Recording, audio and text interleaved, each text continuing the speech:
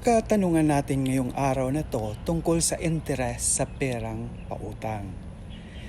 Sabi ni Mike, nangutang daw ang kanyang kaibigan o kasamahan sa trabaho.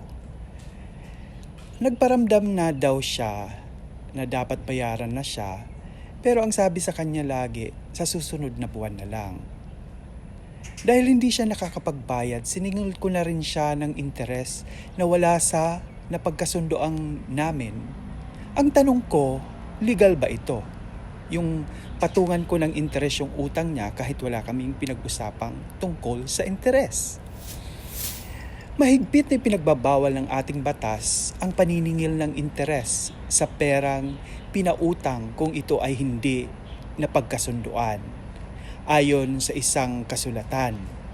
Kung wala sa kasulatan o walang pinagkasunduan, ito po ay labag sa ating batas, ang paglalagay o pagpapatong ng interes sa utang. Ayon yun sa Article 1956 ng Civil Code of the Philippines.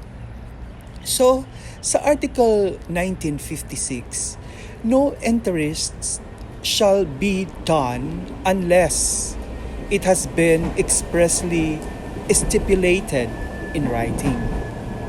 Mula sa iyong salaysay ay hindi maaaring maningil ng tubo o interes ang taong nagpautang sa isang kapatid dahil o katrabaho dahil dito ang kailangan lamang niyang bayaran sa kanyang pinagkautangan ay ang halaga ng kanyang nakuha dahil wala sa kanilang kasunduan ang pagbabayad ng interes at higit sa lahat, walang anumang kasulatan sa pagitan nila o sa pagitan ninyo.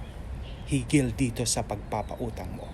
So bawal po ito na magpatong ka ng interes kung wala itong kasunduan o kasulatan.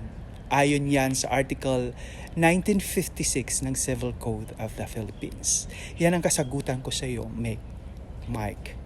Thank you.